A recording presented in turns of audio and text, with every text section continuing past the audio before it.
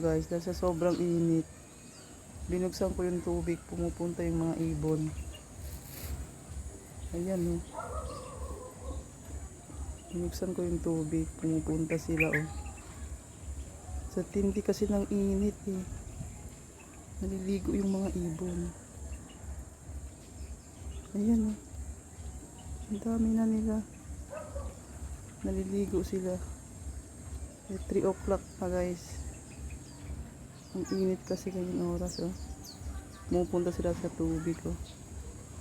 Naliligo sila.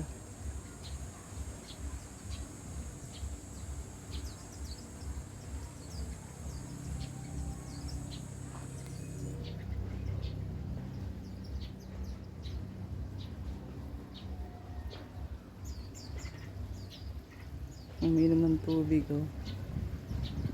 Naglalaro siya sa tubig.